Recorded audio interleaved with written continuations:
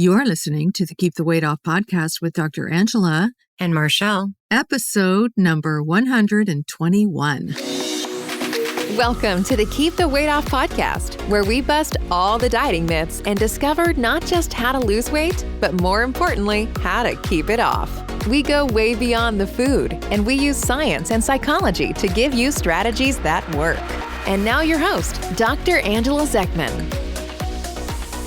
All right. Hey, everyone. Welcome back to the podcast this week. Hey, Marchelle, how is life treating you? Did you have a good weekend? We oftentimes record these podcasts on Mondays, so I haven't seen you all weekend. So Yeah. No, I had a great weekend. I mean, it's never long enough, and the weather was beautiful. Oh, the weather was amazing. Yes. Yeah.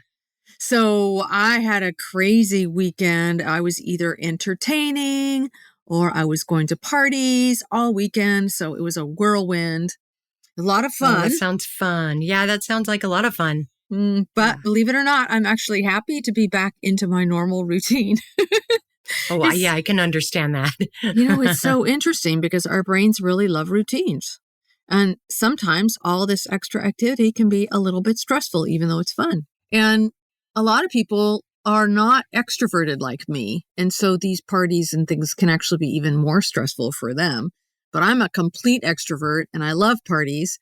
But I do notice that my brain gives a huge sigh of relief when things go back to normal again. Yeah, I can understand that. So I'm happy. So we have a fascinating topic to dive into today. You may have noticed that it's so much easier to slip back into old habits when you're entertaining other people like I was, or when you're at a party. And we've got the 4th of July coming up. It's right around the corner. And so today we're going to talk about a challenge that so many of us face. And that is how to get back on track with good nutrition after a slip. Now, depending on how severe the slip is, it could even feel like you're trying to get back on track after a binge. So that's what we want to talk about. Yeah, that's a tough one. It really I think is. we've all been there. Feeling a bit lost and unsure about how to bounce back is understandable. Yeah, and I know I've been there. Depending on how sensitive your particular brain is to sugar and flour, getting back on track can feel like a really daunting task. And the key is to remember that one little detour doesn't mean you're lost. You can always find your way back to the path of good health as long as you don't freak out. Okay? Does that make sense? Yeah. I mean, personally, I have a really, really sensitive brain to sugar. We all know that. Yeah, me too. So Dr. Angela, I have a question. Okay. Why does it feel so difficult to get back on track when you've slipped up? Why does it feel so difficult? That's a really great question. A large part of the struggle is because of all the emotions that follow when we've had a slip or a binge, particularly all that guilt and shame. Have you ever felt that horrible feeling? I know I have. Oh, of course. Yeah, of course. I mean, I've done this more than once. I mean, we've talked about that. I've done the sugar detox 3 times. So, so each time I learned something different. So, yeah. Well, sometimes when we slip like this, it can feel like we've broken a promise to ourselves, and the feeling can be just that guilt and shame can feel really overwhelming. And it can make us feel like we failed. And in a way, that can justify continuing on an unhealthy path. The negative emotions just cause even more stress, leading us to continue unhealthy habits. And then it becomes a vicious cycle. And it makes it just that much easier to keep going, buying one more gallon of ice cream after another, or one more bag of chips, or whatever I call it your drug delivery system of choice. Whatever your brain responds to the most. Oh man, this sounds so familiar to me. It feels like a bit like falling into a pit, doesn't it? It is. Yeah, it's exactly like falling into a pit. One of my colleagues calls it being in the ditch. It's like, yeah, exactly. That's like you're driving in the ditch and you can't get back up on the road. Yeah, that's a good way to describe it. And I want all of our listeners to know that if this has ever happened to you, you're definitely not alone. You feel alone, We all feel alone when we're there in the ditch or the pit or whatever you want to call it, but you're not alone.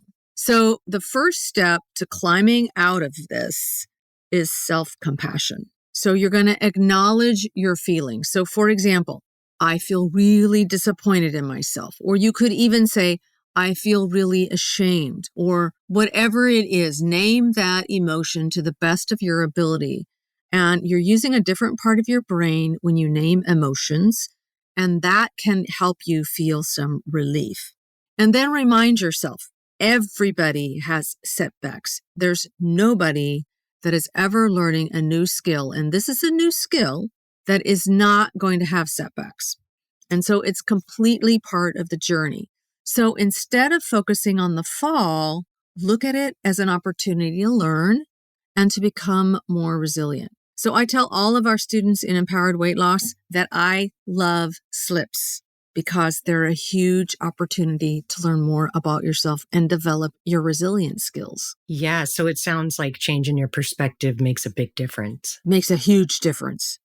Huge difference. Think about how much stress you're going to release if you just come to expect slips and even binges. If it turns into a full out binge, even days at a time binges, if you just expect that as part of the process, how much less stress you're going to feel, because it's not a sign that something's gone wrong. It's a sign that you're learning. Yeah, I'm starting to get more used to that. It's just taken a little practice to think like that, but it gets easier when it gets easier with practice.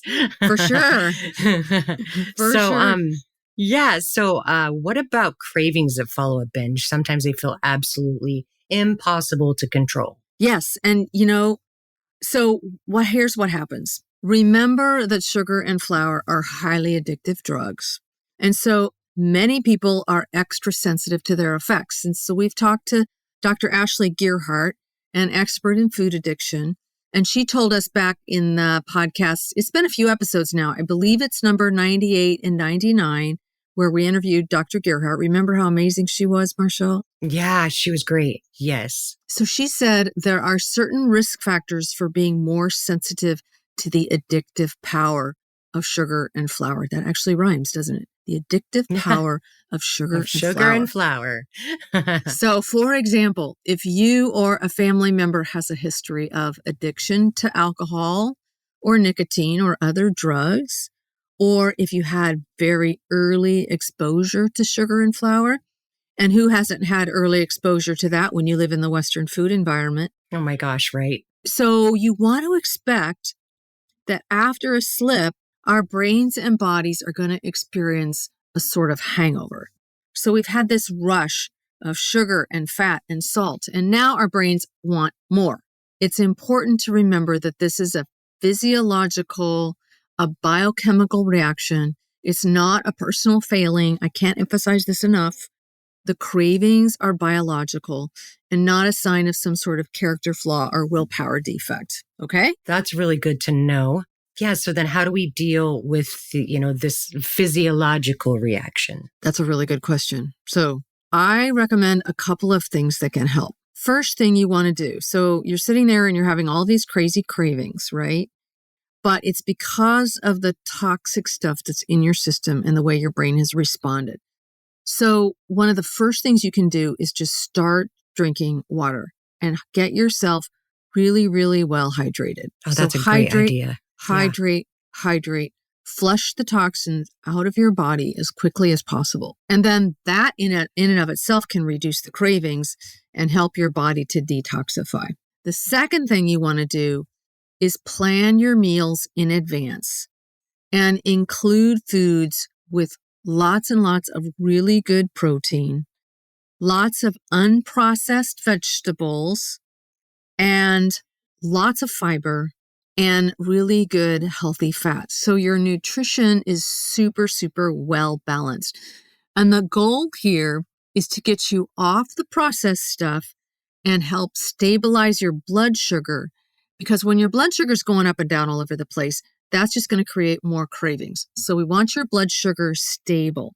The next thing is to make sure that you understand you're going to be cranky and you're going to be tired while you're going through this withdrawal. It's just like any other drug withdrawal. So make sure that you plan to take some naps, plan to feel off, plan to just be cranky, and don't take yourself too seriously. Okay. Yeah. And then the last thing is you want to get moving. So physical activity, super important to help control cravings by reducing your stress and helping you distract your mind. Does that make sense? Yeah. So what happens to me sometimes is like, I'll just throw in the towel for the rest of the week and I'll decide to get back on track on Monday. Oh, I don't know why. I don't know. It just seems like it's easier when the weekend is over, and I'm back in the work routine. But I don't know. This doesn't sound like this is good, is it? Actually, it's the famous "I'll start on Monday" syndrome. Yeah, do it tomorrow.